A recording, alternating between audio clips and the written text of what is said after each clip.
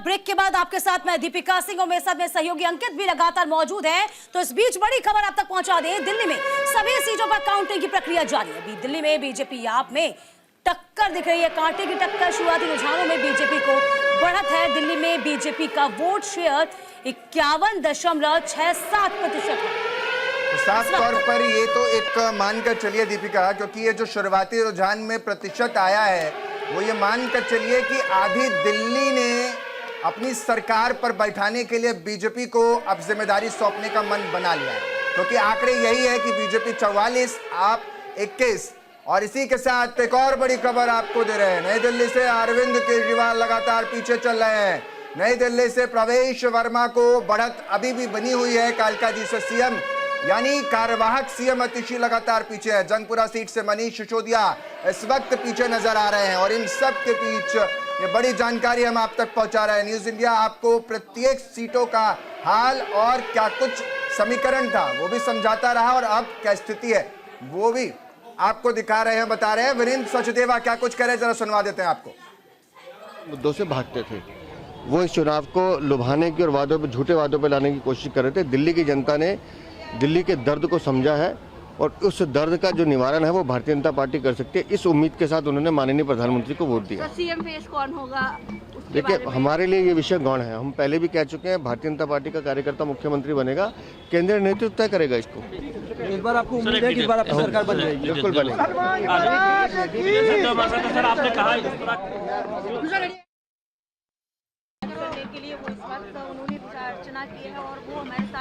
साथ लगाइए भाई साहब।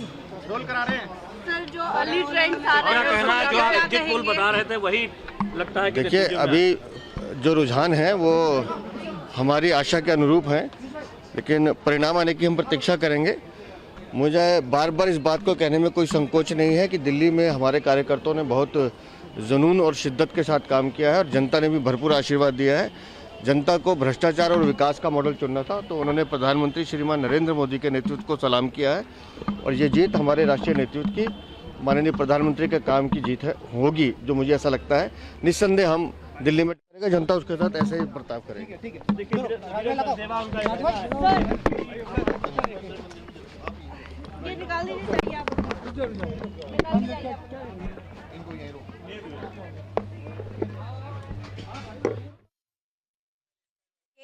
प्रदेश अध्यक्ष नजर आ रहे होंगे। तो इस बीच बड़ी खबर ओखला से भी, ओखला से इस वक्त की बड़ी खबर, जहां ओखला से बीजेपी 1800 वोटों से आगे चल रही है। ओखला से बीजेपी के मनीष चौधरी को 44,400 वोट हैं। ओखला से अमानतुल्लाह खान 2,600 वोट से आगे चल रहे हैं। साफ तौर पर अमानतुल्लाह खान तो बड़ा सुर्खियों में भी रहे थे, और ओखला सीट भी एक वीआईपी या यूं कह ले कि हॉट सीट कही जाती है, क्योंकि अमानतुल्लाह खान यहाँ से हैं। और इन सब के बीच जो खबर है वो साफ तौर पर आपके टेलीविजन स्क्रीन पर आपको नजर आ रही है। तो वलीमारान सीट से बीजेपी उम्मीदवार आगे चल रहे हैं, और इन्हीं के साथ पहली बार वलीमारान से बीजेपी को बढ़त है। दोनों मुस्लिम बहुल सीटों पर बीजेपी को बढ़त मिलती हुई नजर आ रही है। और खास तौर पर अगर बात करूं ओखला सीट की, तो यहां से AIMIM के भी उम्मीदवार मैदान में हैं। तो ऐसे में ये 2-3 सीटें हैं जहां से मुस्लिम बहुल सीटें हैं, जहां पर AIMIM भी यानी असदुद्दीन ओवैसी भी अपने उम्मीदवारों को उतारते हैं। और इन सब के बीच ये जो बड़ी खबर तस्वीरों में नजर आ रही है वो ये साफ तौर पर कहीं ना कहीं बीजेपी को राहत देती नजर आ रही है। लेकिन इन सब के बीच जो सवाल है, देव मोहन जी हमारे साथ आम आदमी पार्टी के प्रवक्ता जुड़े हुए हैं। देव मोहन जी, एक सवाल जो सबसे बड़ा हो जाता है कि आखिर क्या हुआ कि 2013 से आते आते 25 में ये स्थिति हो गई है कि 22 पर आ गए। शुरुआती रुझान ही सही, लेकिन अगर ये परिणाम बने तो गंभीर परिणाम पार्टी को भी भुगतने पड़ेंगे, क्योंकि जिस जगह से आपका अस्तित्व है वहीं आपकी नींव हिलने लगी है। देव मोहन जी। जी एक बार रिपीट करेंगे क्या? मैं बिल्कुल रिपीट कर देता हूं। मैं ये सवाल ये है कि आखिर क्या वजह रही, अगर ये जो परिणाम आ रहे हैं ये अगर सही साबित हुए, आगे चल करके परिणामों में रुझान तब्दील हुए, तो क्या स्थिति रह जाएगी आम आदमी पार्टी की? क्योंकि जिस जमीन पर आपने ये फूल उगाया है वो जमीन ही नीचे से खिसकने लगी। देखिए बहुत शुरुआती रुझान है और आप इससे आकलन नहीं कर सकते। हमें पूरा भरोसा है कि दिल्ली की जनता के लिए काम करने वाले अरविंद केजरीवाल जी का साथ दिल्ली की जनता ने लिया है। दिल्ली की जनता अरविंद जी के साथ खड़ी रही है और आप देखिए ना, जैसे जैसे अभी सूर्य चढ़ता जाएगा वैसे ही हमारा सीटों का आंकड़ा बढ़ता जाएगा। अच्छा, उम्मीद में है अभी भी? उम्मीद पे दुनिया कायम है ना, कोई बात नहीं देव मोहन जी, यहाँ पे हम सब सही हैं। वो ये कह रहे हैं कि सूरज चढ़ता जाएगा, कमल खिलता जाएगा, शायद अच्छा। शायद। चलिए, प्रभात कुमार जी भी मौजूद है। प्रभात कुमार जी, मुस्लिम बहुत सीटें जो हैं वो बीजेपी के पास जा रही हैं। होना तो ये चाहिए था कि सीटें आपके पास आ जाए, रुझान तो कुछ ये बता रहे हैं, ऐसा क्या हुआ प्रभात कुमार जी? नहीं, मैं हाँ अभी से पहले दूसरे चरण में मेरी एक ही सोच रही है, हाँ क्योंकि मैं दिल्ली का सिटीजन हूँ। हाँ दिल्ली की जो दुर्दशा, चाहे वो वायु प्रदूषण हो, जल प्रदूषण हो, लॉ एंड ऑर्डर हो, तो मुझे ऐसा लग रहा है कि दिल्ली की जनता एक स्पष्ट मैंडेट देगी और चुनाव चाहे जो भी जीते, मेरी व्यक्तिगत तौर पर उनसे यह आग्रह होगा कि दिल्ली की जनता के, दिल्ली के जो मूल मुद्दे हैं उन पर ध्यान देते हुए उस पर काम, क्योंकि पिछले 10 वर्षों से मैं जहां भी इस चुनाव में जा रहा था लोग कहते थे शीला दीक्षित बात, तो आखिर कुछ तो किया था उन्होंने। नहीं, उन्होंने तो बहुत कुछ किया, उन्होंने कुछ नहीं किया, उन्होंने बहुत कुछ किया। ये तो हम भी कह रहे हैं प्रभात कुमार जी, हम भी बहुत कुछ कह रहे हैं। अच्छा, अब स्टूडियो का रुख कर लेते हैं, हमारे तमाम और भी रहते। जी जी बोलिए बोलिए। 10 सेकंड लेता हूँ। हाँ बोलिए। अभी आप दिल्ली की सड़कों पे चलो, जो फ्लाईओवर्स हैं वो सब टूट के गिर रहे हैं। आखिर क्यों? तो ये जो क्यों है ना, ये क्यों प्रभात जी, ये क्यों जो है ना, ये बीजेपी ने कुछ ज्यादा दमदार तरीके से उधार दिया कांग्रेस की जगह। तो ये क्यों जो है बीजेपी के लिए चला गया ना। शायद आप इस क्यों को बहुत अच्छे से उठाते तो शायद अभी रुझान कुछ और कह रहे होते। बहरहाल ये आपके लिए भी अच्छी खबर है, क्योंकि 2 बार से आपका खाता खुला नहीं, इस बार कम से कम एक सीट तो आ रही है। निपुण जी क्या लगता है? निपुण जी हाँ, चलिए आगे बढ़ जाए। हमारे दीजिए। हाँ निपुण जी। नहीं, कांग्रेस इस बार फाइट में थी, इसमें हम ये नहीं कह सकते कि फाइट में नहीं थी, लेकिन जितनी मजबूती से होना चाहिए था, कुछ ना कुछ कांग्रेस में ओहापोह की स्थिति थी। आपको रोकना पड़ेगा निपुण जी जरा, इस बीच एक बड़ी खबर आ रही है। अंकित, जरा बड़ी खबर का रुख करते हैं। साफ तौर पर कि दिल्ली के सभी 70 सीटों पर रुझान आ गए हैं। रुझानों में बीजेपी 46 सीटों पर आ गए, आम आदमी पार्टी 23 सीटों पर आ गए और 1 सीट पर कांग्रेस ने बढ़त बना रखी है। और ये तस्वीरें कम से कम अब लगभग क्लियर होती हुई नजर आ रही हैं। मेरे साथ रवि अरोड़ा जी, राजनीतिक विश्लेषक भी हैं। अब सवाल यही है रवि जी, क्योंकि ये जो पूरे समीकरण बदला, आखिर इसके पीछे बीजेपी का वो कौन सा फैक्टर काम किया जो कमल खिला रहा है दिल्ली में? देखिए, कमल तो खिल चुका था लोकसभा चुनावों में, आपने देखा। और ऐसा नहीं है, दिल्ली ही वो राज्य है जहां पर आप समझिए कि लोकसभा में लोग मोदी जी को पसंद करते थे, लेकिन स्टेट के अंदर केजरीवाल को पसंद करते थे। लेकिन 10 सालों में सिवाय फ्री की रेवड़ियों के दिल्ली वालों को असल में कुछ मिला ही नहीं। और अब एक घोषणाएं लगातार, जिस ये बात जान चुके थे केजरीवाल जी, लगातार जिस प्रकार से घोषणाएं की गई, जबकि शीला दीक्षित का अच्छा कार्यकाल रहा था, उसे याद किया जाता है, तो उससे लाभ मिला आम आदमी पार्टी को। उसके बाद जब ये दोबारा सत्ता में रिपीट होने का नंबर आया 2015 और 20 में, उसमें बहुत अच्छा मुद्दा था फ्री का। और जनता कई बार फ्री की जो चीजें होती है व्यक्तिगत जब मिलती है, सड़क अलग चीज है, सार्वजनिक चीज है, या अन्य मुद्दे सार्वजनिक होते हैं, हवा पानी, लेकिन पानी, बिजली, बस यात्रा व्यक्तिगत तौर पर लाभ मिला। उसकी वजह से जनता इनकी तरफ चली गई, आम आदमी पार्टी की तरफ। और अब की बार जो आपने अभी सवाल कहा उसका मैं जवाब देता हूँ। अच्छा, ऐसा नहीं, आंदोलन करने वाली पार्टी है, ये दोबारा फिर आंदोलन करेगी। आंदोलन करेगी, ध्यान रखना। आंदोलन आप करिए, लेकिन आंदोलन में जिस चीज से आप बच के, भ्रष्टाचार नहीं हो इसलिए आप उपजे, आप उसी में फंस गए, आप उसी के अंदर लीन हो गए। आपने अन्ना हजारे को भी सुना होगा, अन्ना हजारे ने भी कहा कि देखिए शराब नीति, कथित शराब नीति घोटाले में आम आदमी पार्टी फंस गई। हम उम्मीद भी नहीं कर सकते थे अरविंद केजरीवाल से, उनका नाम सामने आ गया। तो यहाँ छवि का भी तो सवाल है। कुमार जी क्या लगता है, ये छवि का सवाल भी तो है? पूरा कर दूं, पूरा कर दूं।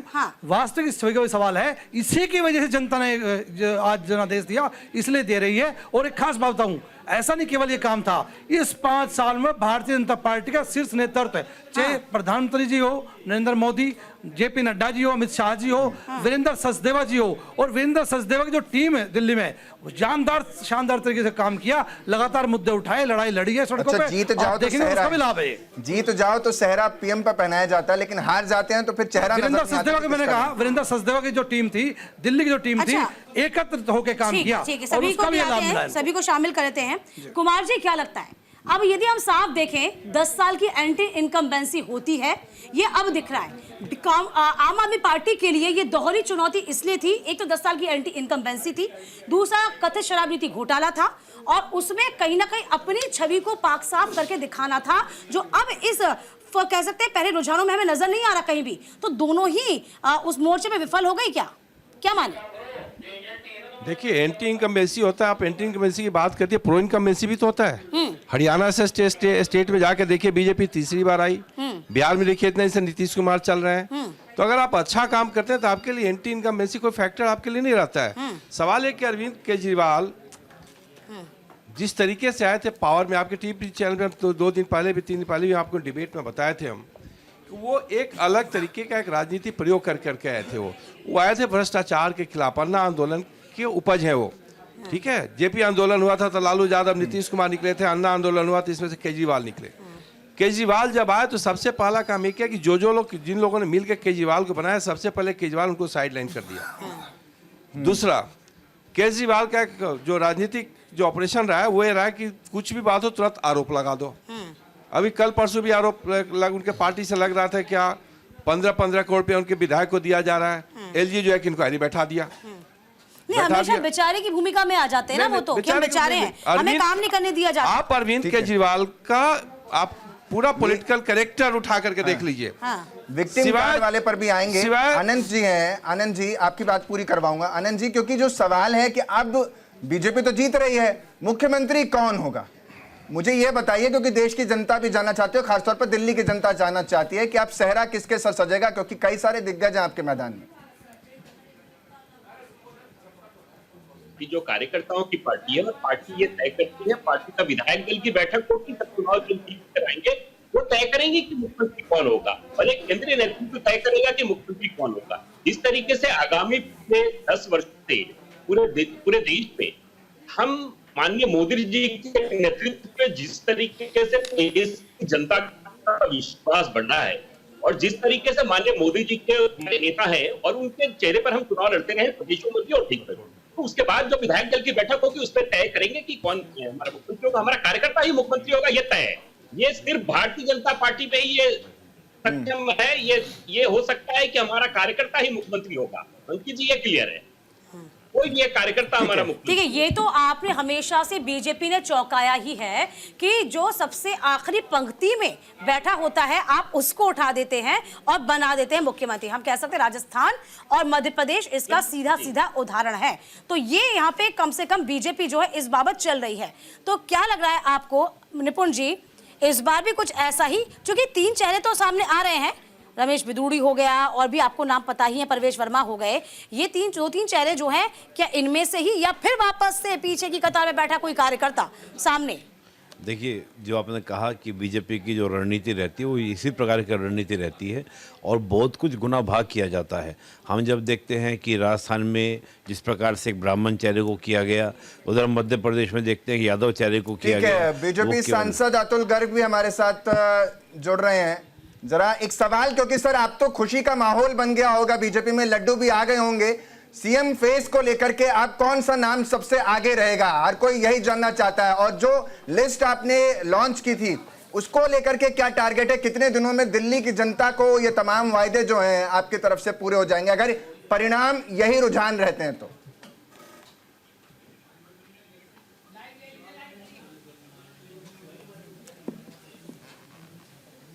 अतुल जी, अपनी आवाज अनम्यूट करिए। जी नमस्कार। जी, ऐसा है कि ये सवाल का जो जवाब है, जी बताइए बताइए सर।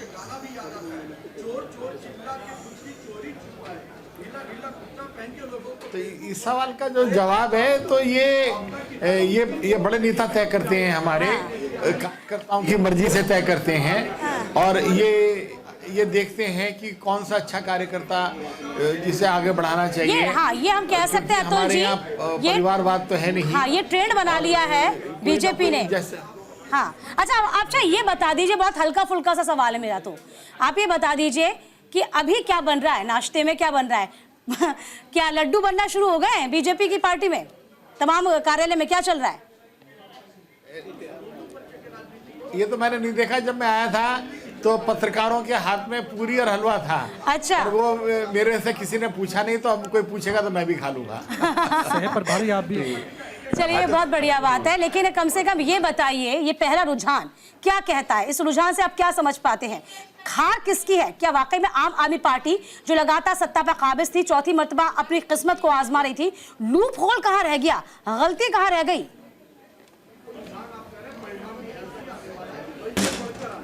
अतुल जी देखिए, उनसे कोई बड़ी गलती कोई नहीं हुई है।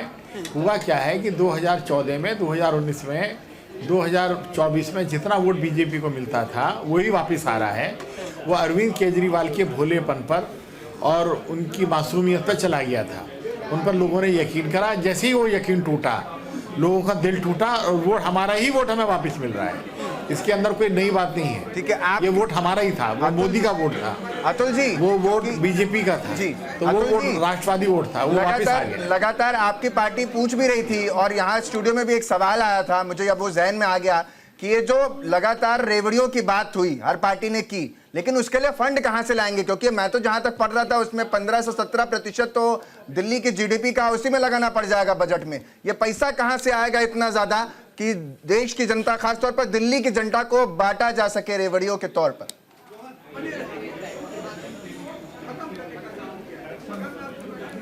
देखिए, बीजेपी के अंदर जो भी निर्णय लेते हैं बहुत सोच समझ के लेते हैं, इसीलिए घोषणाओं में देरी भी हुई है। अगर आप देखें कि 80 करोड़ लोगों को फ्री भोजन है, आयुष्मान कार्ड की फ्री इलाज है, और बहुत सारी ऐसी योजनाएं हैं कि 4 करोड़ लोगों को घर दे दिया, 12 करोड़ लोगों को सिलेंडर दे दिया, हर घर में नल पहुंचा रहे हैं फ्री में। तो ये पैसा कहाँ से आ रहा है? अरे, जहाँ पर भ्रष्टाचार नहीं होगा, जहां पर विजन होगा, कार्य करने की क्षमता होगी, योग्यता होगी और ईमानदारी होगी, और डबल इंजन की सरकार हो जाएगी तो दिक्कतें खत्म ही हो जाएंगी। पूरे देश की इकोनॉमी 5 गुना बढ़ी है। हाँ, मैं वही कह रही हूँ अतुल जी, डबल इंजन की सरकार हो जाएगी, खत्म होगी। दिल्ली की इनकम बढ़ेगी। अच्छा, एक मैनिफेस्टो का जिक्र कर लेते हैं हम।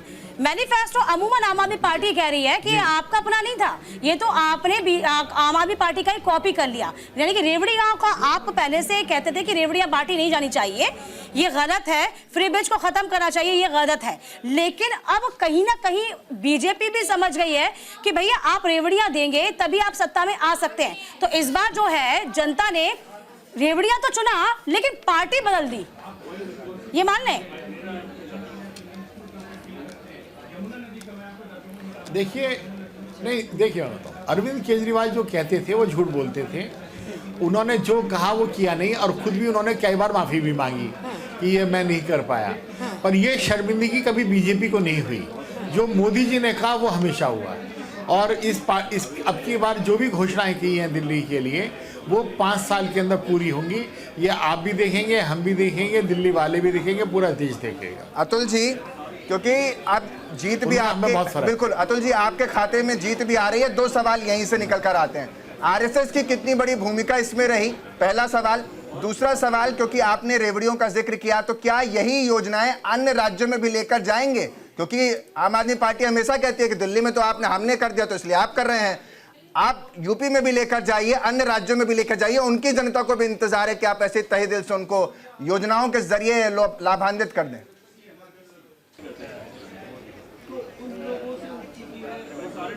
जिन्हें आप रेवड़ी कह रहे हैं, तो हम ये कह रहे हैं कि सबसे पहले पूरी दुनिया में 80 करोड़ लोगों को फ्री में राशन देने का काम बीजेपी ने किया। सबसे पहले हर गरीब के चूल्हे को जलाने के लिए गैस का सिलेंडर फ्री में हमारे मोदी जी ने दिया। सबसे पहले पूरे भारत के अंदर हर घर में टॉयलेट बने, ये योजना मोदी जी लेकर के आए। तो इस तरह की कई सौ योजनाएं हैं कि हर वेंडर को 20-20 हज़ार रुपये मिलेंगे जो फेरी पटरी वाले हैं। ये हमने दिया, हमारे मोदी जी ने दिया, तो एक काम किया है, कई सौ काम हम कर चुके हैं कि जो गरीब जनता के हित में करे हैं। और राज्य में ले जाएंगे सर ये योजनाएं, और राज्य में हमारी आत्मा में है, ये दीनदयाल उपाध्याय का सपना है, और राज्यों में भी ले जाएंगे सर इस योजना को। जहां जहां भी हमारी सरकार आएगी वहां सब जगह जाएंगे। और अतुल जी आपका बहुत शुक्रिया, आपका बहुत शुक्रिया हमसे जुड़ने के लिए, न्यूज इंडिया पे अपने विचार रखने के लिए। इस बीच रमेश बिधूड़ी क्या कह रहे हैं, जरा ये जान लीजिए। सम्मानित नागरिक पूर्ण बहुमत भारतीय जनता पार्टी को देंगे, और जो देश में विकास हुआ है उस विकास को देखते हुए दिल्ली में भी विकास होना चाहिए। इस मानसिकता को लेकर लोग त्रस्त हैं। पानी एक बूंद बढ़ाया नहीं गया, वो 950 MGD पानी 1300 MGD चाहिए दिल्ली में। तो दिल्ली के लोगों ने इस बारी बदलाव का मूड रखा है, और जो राष्ट्र के अंदर मोदी साहब ने विकास किया पूरे देश में, दिल्ली भी उसी दिशा में चले कि दिल्ली का विकास हो। इसलिए भारतीय जनता पार्टी की सरकार बनेगी दिल्ली में, भारतीय जनता पार्टी जीतेगी। कुछ शीला जी के द्वारा सीटों का जो डिलिमिटेशन किसी जमाने में कांग्रेस के द्वारा किया गया, जिससे खुद ही अपनी वो हिट विकेट शीला दीक्षित जी हुई थी, इस प्रकार की कॉन्स्पिरेसी करके कि वोटों को, सीटों को इस तरह से बनाया गया। एक वर्ग है जो वर्ग भारतीय जनता पार्टी को वोट कास्ट करने में परहेज करता है, उनको धीरे धीरे जोड़ जाड़ के ऐसा करने का प्रयास शीला जी ने किया था। उस डेमोग्राफी के कारण केजरीवाल 2 बार चुनाव इसलिए जीत गए कि मुफ्त की रेवड़ी बांटनी और झूठे वायदे करने। अब 10 साल में केजरीवाल जी एक्सपोज हो गए कि वो केवल झूठे वायदे करते हैं, कर कुछ सकते नहीं है। देखो, ये कालका जी की जनता का डेवलपमेंट को लेकर अगर उनको चाहिए डेवलपमेंट होगा तो स्वाभाविक है आतिशी की वो विदाई करेंगे। वो मैं कोई किसी को लीड देने वाला नहीं हूँ, ये कोई रेसलिंग नहीं है, ये कोई कंपटीशन टेस्ट दे के हम आगे नहीं बढ़ रहे हैं, ये जनता के आशीर्वाद का है। कालका जी की जनता आशीर्वाद अगर देगी तो स्वाभाविक है आतिशी को लौटना पड़ेगा, क्योंकि आतिशी ने पिछले 5 साल में क्षेत्र में केजरीवाल जी ने दिल्ली में कुछ कराया नहीं है। और अगर इन परिस्थितियों में भी केजरीवाल को लोग अगर वोट देते हैं तो वो वर्ग जो देश में विकास, देश की तरक्की चाहता है, तो वो लोग वास्तव में इस बात को लेकर व्यथित होगा। लेकिन मेरा 100% मानना है कि इस बारी आपदा जा रही है और भाजपा आ रही है दिल्ली के विकास को लेकर। बीजेपी के मुख्यमंत्री के चेहरा आप होंगे? ये बेकार की बातें करने का लाभ नहीं है। हम सेवा के काम करने के लिए राजनीति में हैं। न तो केजरीवाल हमारे बारे में तय करेगा, न कोई और तय करेगा। हमारा पार्टी नेतृत्व है, और हम किस व्यक्ति का कहाँ उपयोग होता है उस हिसाब से राष्ट्र के निर्माण में कौन कहाँ बढ़िया काम कर सकता है। हम जैसे पहले 3 बार विधायक रहे थे, तब कौन से तब विकास सेवा की, 2 बार सांसद रहे हैं। हम राष्ट्र के विकास के लिए, क्षेत्र के विकास के लिए, लोगों की सेवा के लिए राजनीति में हैं। मोदी साहब के 11 साल का टेन्योर और गुजरात का 12 साल का टेन्योर देख लिए। चलिए, इस बीच बड़ी खबर आप तक पहुंचा दे। जंगपुरा से मनीष सिसोदिया से आगे 1800 वोटों से मनीष सिसोदिया आगे हैं। दूसरे नंबर पर तरविंदर सिंह को 5457 वोट मिल रहे हैं। कालका जी से रमेश बिधूड़ी 300 वोटों से आगे हैं। बीजेपी के रमेश बिधूड़ी को 4560 वोट अब तक मिले। सीएम आतिशी को 4376 वोट। पहली बार नई दिल्ली से केजरीवाल को अब बढ़त मिलती नजर आ रही है। अरविंद केजरीवाल 254 वोटों से आगे। तो कहीं ना कहीं एक अच्छी तस्वीर और एक सुखद जानकारी, अरविंद केजरीवाल आगे हैं। नई दिल्ली से अरविंद केजरीवाल आम आदमी पार्टी के उम्मीदवार हैं, और वो फिलहाल आगे बताया जा रहा है। प्रवेश साहब सिंह वर्मा बीजेपी के उम्मीदवार हैं, जो कि पहली बार नई दिल्ली से अरविंद केजरीवाल को बढ़त मिली है। संदीप दीक्षित कांग्रेस पार्टी से आगे हैं, कांग्रेस पार्टी से हैं, और ये तस्वीरें आपको बता रहे हैं क्योंकि जंगपुरा से मनीष सिसोदिया ने बढ़त बना रखी है। चलिए, आंकड़े जो हैं, ये रुझान जो है बहुत कुछ बयां कर रहे हैं। अभी आगे पीछे का खेल चल रहा है। तो फिलहाल देखिए निपुण जी, क्या लगता है ये आगे पीछे का खेल है, बाजी मारेगा कौन? नहीं, देखिए अभी तो 11 बजे तक ऐसे ही चलेगा। हाँ। कभी कोई आगे कभी कोई पीछे, लेकिन बस 1 घंटा और देखिए कि 1 घंटे के बाद हमको जो रुझान है उनमें स्थायित्व दिखने लगेगा, तब ज़्यादा फ्लक्चुएशन आपको देखने को नहीं मिलेगा। लेकिन अभी 10 बजने वाले हैं, तो मुझे लग रहा है कि अभी थोड़ा और वेट किया जाए। वेट एंड वॉच की स्थिति है, रुझान लगातार सामने आते जा रहे हैं। अंकित, तो फिलहाल हमारी नजर लगातार रहेगी दिल्ली के जनमत पर। चलिए, वक्त छोटे से ब्रेक का।